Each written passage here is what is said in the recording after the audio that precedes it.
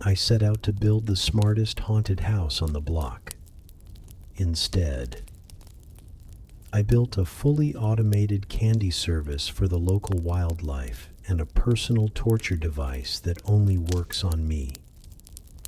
This was a terrible, terrible mistake, and I'm going to show you exactly how I did it. Every year, it's the same story. You spend weeks, maybe a whole weekend, putting up Halloween decorations. You've got the fake cobwebs stretched just right, the plastic skeletons posed perfectly, and a pumpkin with a face that says mildly disappointed instead of horrifying. Then Halloween night comes, and you sit on your porch, guarding the candy bowl, while your spook fest just sits there. It has all the animation of a rock. A spooky rock, maybe, but still a rock. This year, I decided, was going to be different. I wasn't just going to decorate my house. I was going to give it a central nervous system. I was going to make it think. My goal was simple yet ambitious.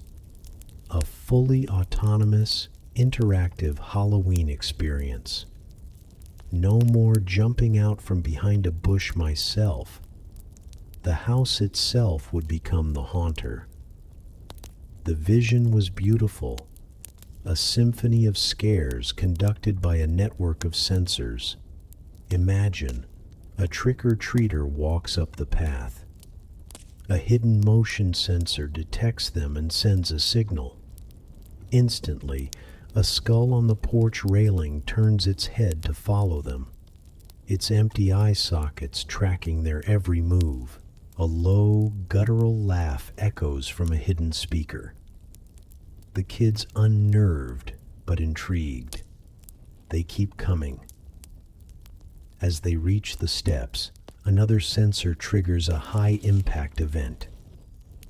A ghost, hidden in the porch roof, suddenly drops down on a motorized track, screaming as it descends.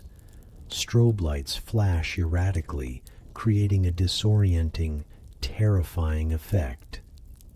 A fog machine floods the porch with thick, low-lying mist. The kid screams, a genuine, heart-pounding scream of delightful terror. Then, the system would show its intelligence. It would transition into reward mode. The ghost would retract, the lights would fade, and a friendly automated candy dispenser would activate. A little chute would open, and a single well-earned piece of candy would slide out. 1 piece per child. Efficient, hygienic, and incredibly cool. The system would be smart enough not to trigger the big scare on the same group twice. It would be scary. It would be perfect. I sketched it all out on a network diagram that looked more like a conspiracy theorist's corkboard than a project plan. I had Arduinos as the local brains for each prop, all reporting back to a central Raspberry Pi, the master conductor for my orchestra of fear. The code would be elegant, the mechanics seamless. It was the kind of project tech enthusiasts dream of, a testament to what one person with a soldering iron and a dangerously inflated sense of self-confidence can achieve. My neighbors, with their inflatable black cats gently swaying in the breeze, had no idea what was coming. I wasn't just competing in the neighborhood decoration contest. I was aiming for a regional robotics award. I pictured parents complimenting my technical prowess, kids talking about the smart house for years to come. This wasn't just about candy. This was about legacy. It was about creating something truly alive.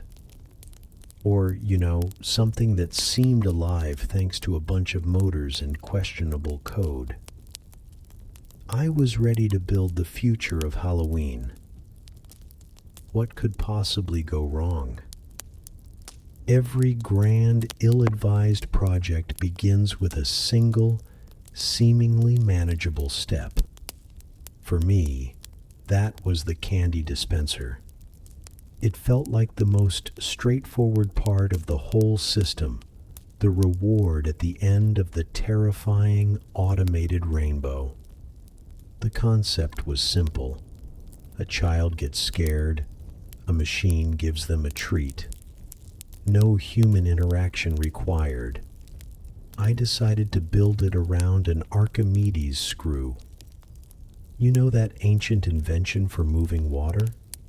I figured if it was good enough for the Hanging Gardens of Babylon, it was good enough for a Snickers bar.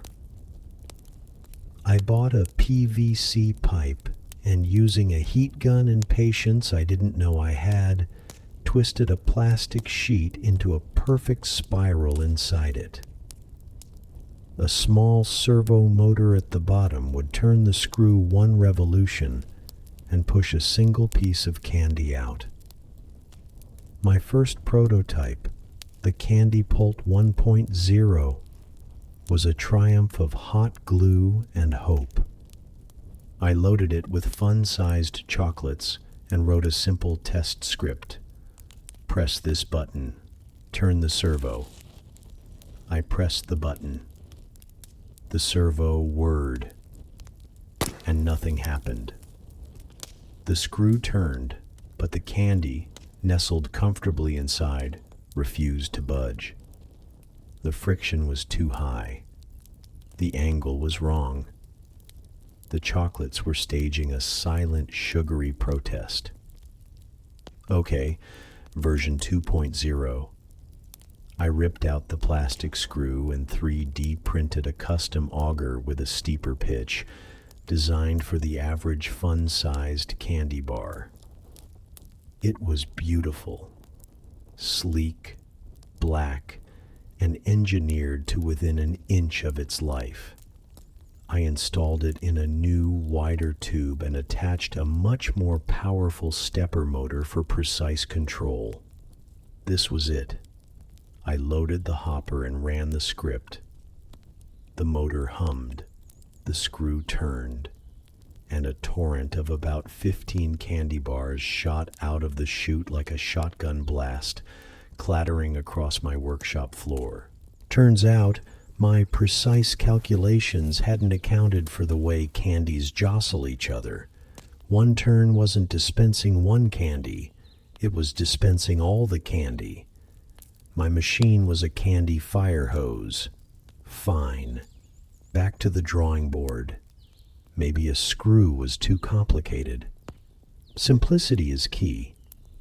Version 3.0 was born from a different principle. The paddle wheel. I built a small box with a wheel inside that had 4 little compartments. As the wheel turned a quarter revolution, one compartment would align with the chute and drop a single piece of candy, like a tiny, edible water wheel. I assembled it, hooked it to the motor, and ran the test. Success. A single starburst dropped neatly into my hand. Again. A Skittles packet. Again. A miniature chocolate bar. It was perfect, reliable, beautiful. I built a weatherproof enclosure for it, a foreboding black box, and mounted it proudly on my porch. I hooked it up to its first brain, a simple motion sensor. The logic for now: if motion is detected, dispense one candy. I set it up, aimed the sensor at the walkway, and hid behind a bush to watch. I didn't wait long. A leaf, caught in a gust of wind, skittered across the path. The sensor's light blinked. The motor whirred. A Kit Kat dropped onto the porch. A few seconds later, a plastic bag drifted by. Whir, another candy. Then a beetle crawled in front of the sensor. Whir. My machine wasn't a candy dispenser. It was an automated offering to the gods of random movement. By the end of the afternoon, my porch was littered with candy, and not a single human had come by. This was going to be a problem. The candy dispenser was a success, in the same way a flood is a successful form of irrigation. It worked, just far too well, and with zero discretion. I was on track to cause a cavity epidemic in the local insect population. I had to make the system smarter. The motion sensor was too easily fooled. I needed it to distinguish between a 6-year-old pirate and a piece of airborne trash. My first thought, more sensors. Layers of validation. I installed a PIR, passive infrared sensor, which detects body heat. The new logic, candy would only be dispensed if both the motion sensor and the PIR sensor were triggered. Motion and heat. That had to be it. A leaf isn't warm. A ghost isn't warm. A human child, however, is a tiny walking radiator. I set up the new 2-sensor system and went back to my observation post. A leaf skittered past. The motion sensor triggered, but the PIR stayed dark. Nothing happened. A glorious, beautiful nothing. I had outsmarted the wind. And then he appeared, my nemesis, a squirrel. He scurried up the walkway, paused directly in front of the dispenser, and twitched his nose. He was small, but he was moving, and he was warm-blooded. The motion sensor blinked. The PIR sensor blinked. The gears whirred, and a single perfect piece of candy dropped onto the porch. The squirrel, who I now call Agent Squeaky, looked at the candy, then back at the machine, as if he understood the transaction. He grabbed it and scurried off. He was back 30 seconds later. He stood in the same spot, did a little wiggle, and just like clockwork, another piece of candy was delivered. I watched, horrified, for the next 10 minutes. Agent Squeaky had figured it out. He was running a deliberate, repeatable experiment, and the conclusion was always a free snack. He even brought a friend. I wasn't just feeding the squirrels, I was running a training camp for them. My smart dispenser had become a rodent vending machine. This required an over-engineered solution. The problem was identification. I needed to detect humanity. This was a job for a camera and a Raspberry Pi. I would use machine learning. I would train a neural network to recognize the shape of a human child and not the shape of a squirrel. This, in hindsight, was when the project spiraled from ambitious into full-blown madness. I spent the next 3 days in a caffeine-fueled coding frenzy, downloading thousands of images, kids in Halloween costumes, squirrels from every conceivable angle. I fed them into a pre-trained model and let my computer churn for hours, learning the subtle difference between a tiny vampire and a furry-tailed thief. The resulting code was a monster. Complex, finicky, and probably way beyond my actual skill level. I mounted a small camera above the porch and hooked it to the PI. The new logic was a multi-stage process. The motion sensor would wake up the camera.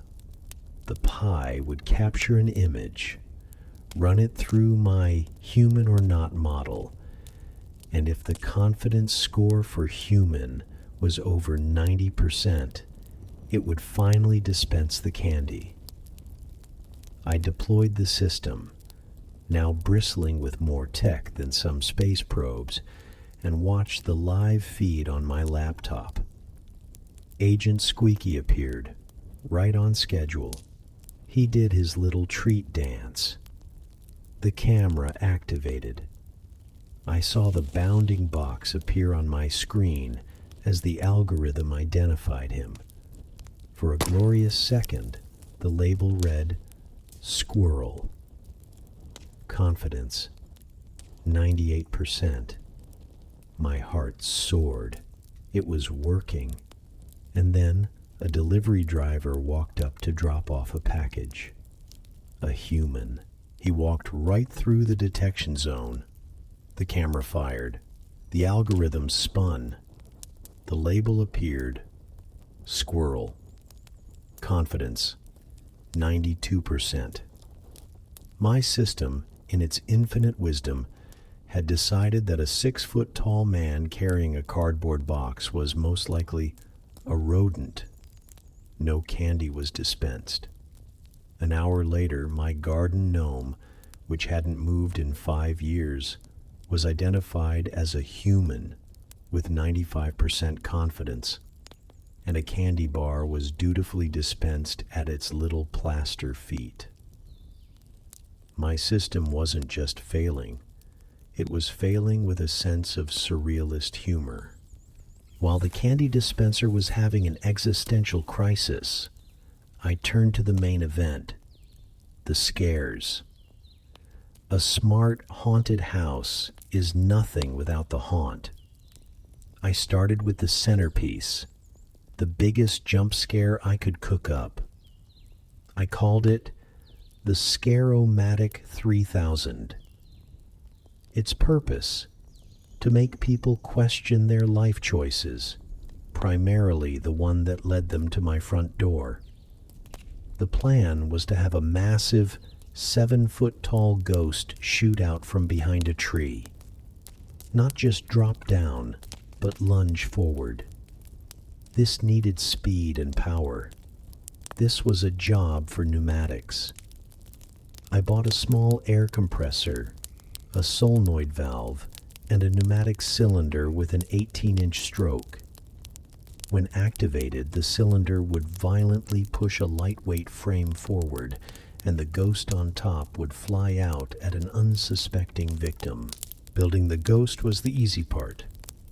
PVC pipes for a frame, a foam head, and a few yards of tattered cloth. I even gave it glowing red LED eyes. Building the mechanism, however, was a battle. Pneumatics, it turns out, are loud, powerful, and frankly terrifying to work with. My first test in the garage was a wake-up call. I hooked everything up, stood back, and hit the switch. There was a loud hiss, and the cylinder extended with such force that it launched the entire wooden frame it was bolted to across the room, where it slammed into my recycling bin with a deafening crash. The Scare-O-Matic 3000 had tried to escape. After reinforcing the frame with steel brackets and bolting it to a very heavy piece of plywood, I finally had a stable platform. The lunge was violent, fast, and incredibly effective. Now to control it. The trigger would be a motion sensor, but a directional one. I used 2 infrared beam sensors, 3 feet apart. The logic: if beam 1 is broken, then beam 2 is broken. It means someone is walking towards the tree. Fire the ghost. I installed the contraption behind the big maple tree in my yard, hiding the mechanism and the air hose. I set up the IR beams across the walkway. It was time for a live test. I reset the system and started walking up my own driveway, heart pounding. I passed the first beam. I passed the second beam. And silence. The ghost remained hidden. I checked the connections. I checked the code. Everything seemed right. I walked through again. Nothing. I tried walking faster, slower. I tried crawling. The system refused to acknowledge me. Frustrated, I walked right up to the tree to get a closer look. I leaned in, peering into the darkness, trying to see if a wire had come loose. I was about 6 inches away from the hidden ghost. And that, of course, is when it decided to work. I must have jiggled a wire. Without warning, there was a deafening hiss, and 7 feet of screaming phantom exploded out of the darkness directly into my face. The foam head hit me squarely in the chest. I screamed. Not a manly yelp. It was a high-pitched shriek of pure, unadulterated terror. I stumbled backward, tripped over a pumpkin, and landed hard on the lawn. It worked. My God, it worked. The only problem was its first and only victim was its own creator. After my heart rate returned to a non-lethal level, I found the bug in my code, a simple logic error, an easy fix. But the psychological damage was done. I was now genuinely afraid of my own creation. The second part of the scare system was the atmospherics. This, I thought, would be easy. I had a fog machine, smart plugs, and color-changing smart bulbs. The idea was to link them all to the ghost. When the ghost lunged, the pie would turn on the fog and a strobe light and turn the porch lights blood red. I wrote a script to link everything. Trigger event, ghost. Action, fog, strobe, red lights. I tested it manually. The lights turned red. The strobe started flashing. The fog machine sputtered to life and began belching out a thick, dense cloud of smoke. It was working. The fog rolled across the porch and kept rolling and rolling. I had forgotten fog machines don't just turn off. They have a cool-down cycle. My script had no off command. Also, the cheap strobe light I bought had a dozen modes, and I'd apparently set it to 70s disco party instead of epileptic horror. So now, my front yard was filled with fog so thick I couldn't see the door, while a multicolored strobe light pulsed cheerfully through the mist. It didn't look like a haunted house. It looked like a rave had crash-landed in my garden. My symphony of scares had turned into a chaotic, uncoordinated mess. The house wasn't just smart, it was having a party without me. I now had 2 major systems. System A, the candy dispenser, was a technologically advanced squirrel feeder that thought my delivery driver was one of its own. System B, the Scarotron, was a PTSD-inducing ghost that worked unpredictably and had a tendency to throw unauthorized disco fog parties. My grand vision was fracturing into a series of comedic failures. The biggest insult was the squirrel problem. Agent Squeaky and his gang had turned my porch into their personal all-you-can-eat buffet. They were exploiting my system's flaws with ruthless efficiency. This was no longer about Halloween. This was personal. I decided to double down on machine learning. The gnome thing was a data problem. My model needed more training.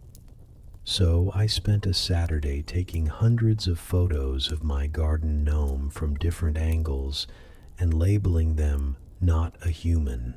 I also took more pictures of squirrels, which was easy since they were constantly loitering by my front door. To solve the delivery driver is a squirrel problem, I added a new layer of logic. Facial detection. The system would now look for a human-like shape and detect a face within that shape. A squirrel doesn't have a human face. A gnome doesn't have a human face. It was foolproof. I was a genius. I deployed the new and improved Candy Defender version 4.0. The code was so complex it took the Raspberry Pi a full 3 seconds to process each image, but I was confident. I watched the live feed. Agent Squeaky showed up and did his dance. The camera activated. The label squirrel appeared. No face detected. No candy. The squirrel looked at the machine, confused. He danced again. Nothing.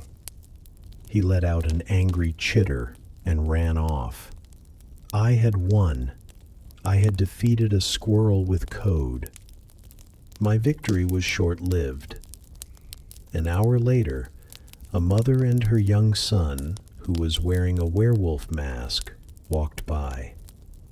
My overzealous motion sensor picked them up. The camera activated.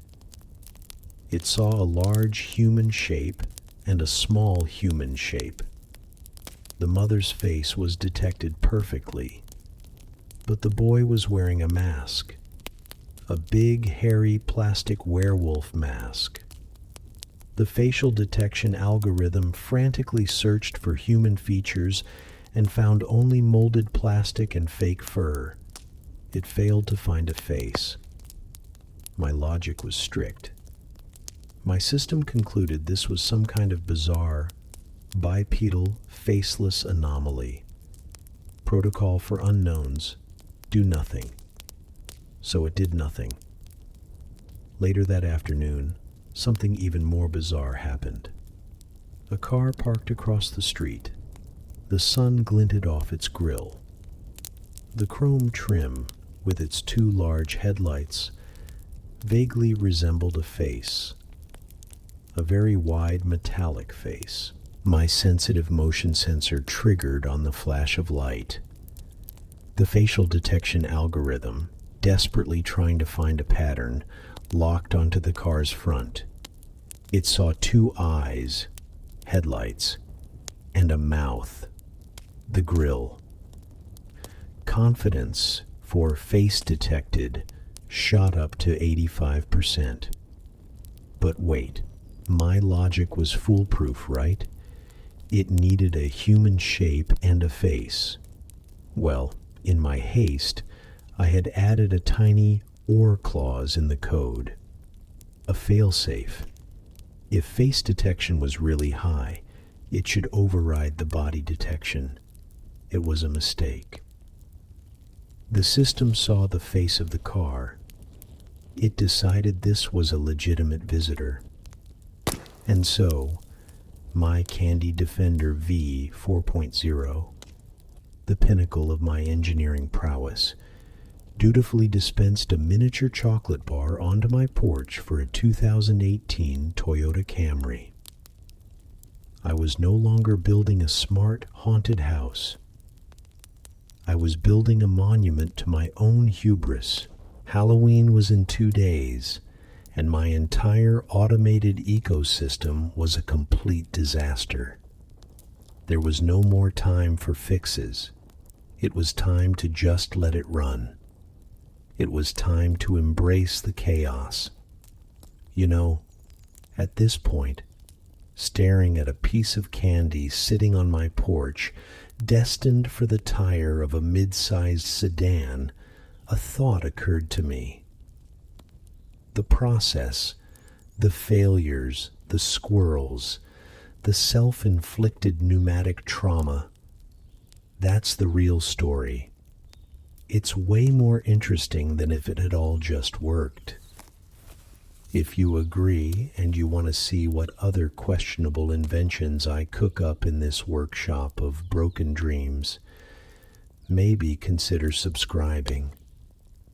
It costs you nothing, and it lets me know that I'm not the only one who enjoys watching a good plan fall apart. Now back to the disaster. The day was here. Halloween. As the sun set, I did one final check. The candy dispenser was loaded, its buggy AI whirring away. The Scare-O-Matic 3000 was armed, the compressor humming ominously. The fog machine was full.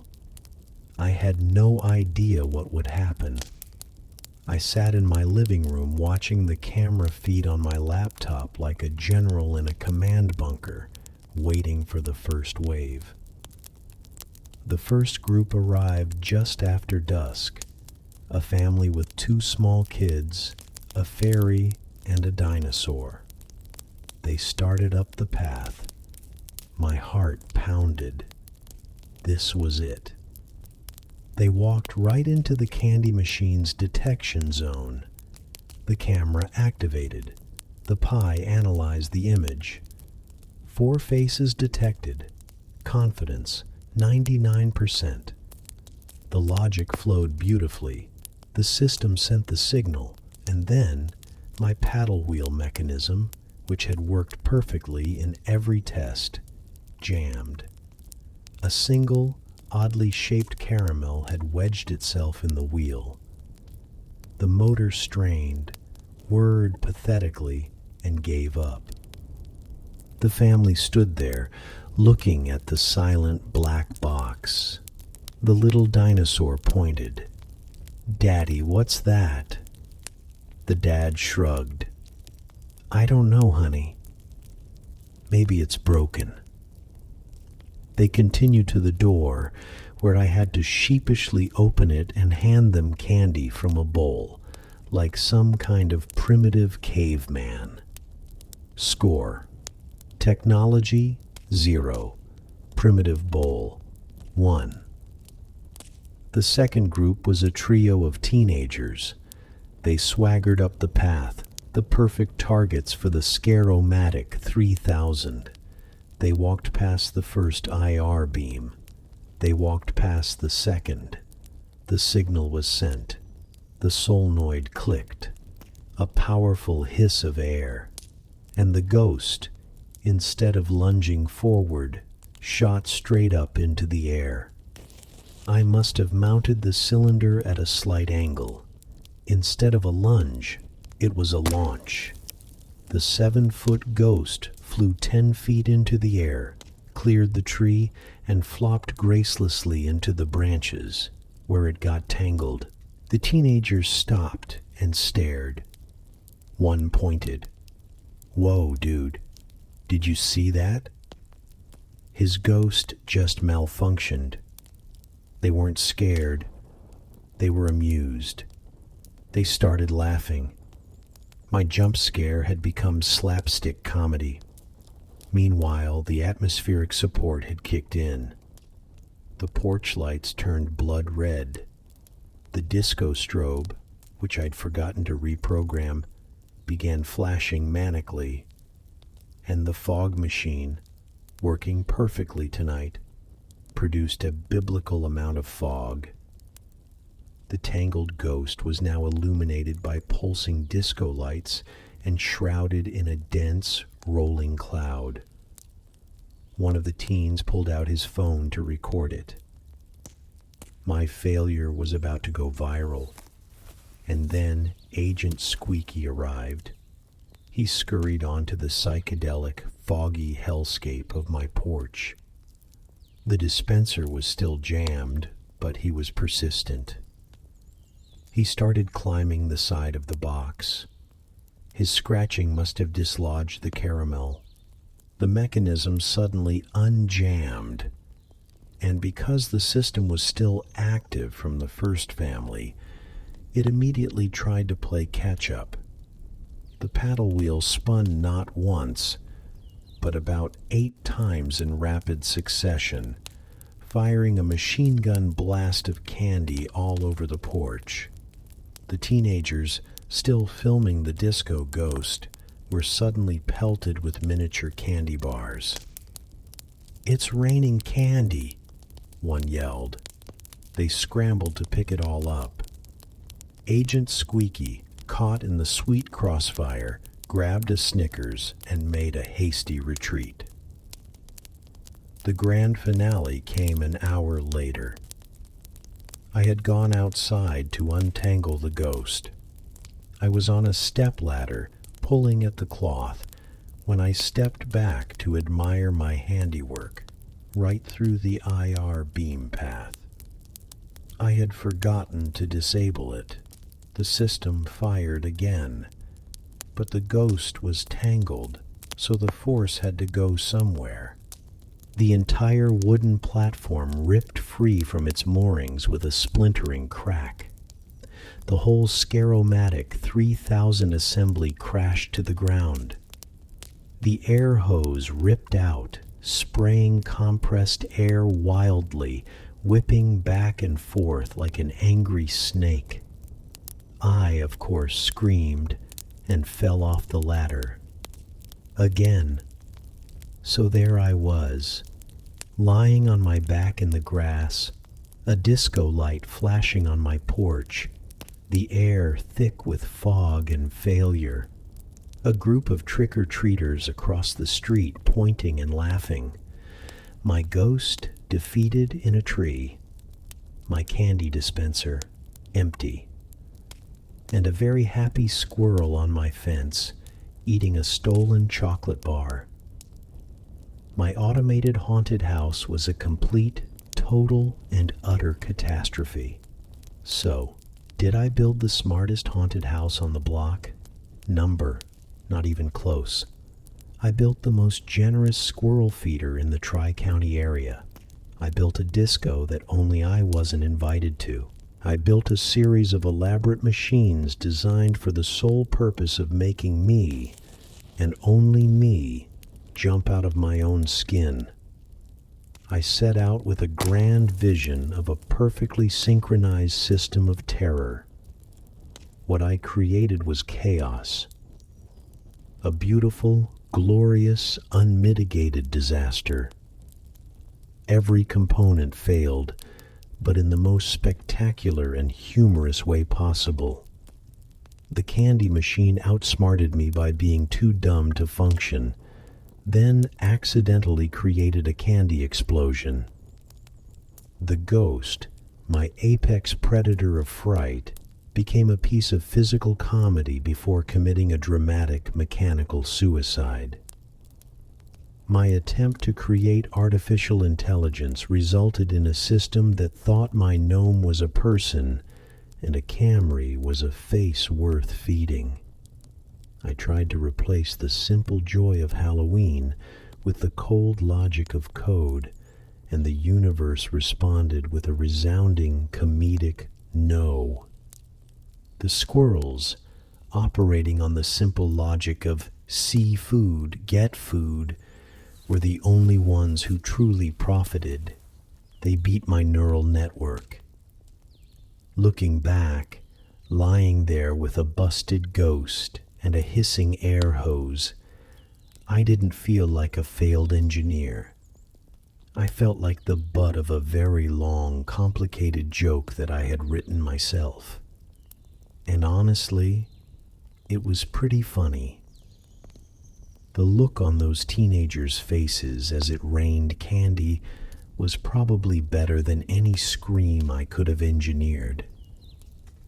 I automated my Halloween props, and I instantly regretted it. I regretted the time, the money, the effort. I regretted trying to outsmart a squirrel. But I don't regret the story, because in the end, I may not have created the smartest haunted house, but I'm pretty sure I created the most memorable one, and I learned a valuable lesson. Sometimes the best way to make something smart is to just let it be beautifully, hilariously dumb. Now, if you'll excuse me, I have to go explain to my neighbors why a disco ball is having a seizure in my maple tree. And I think I owe that Camry a Kit Kat.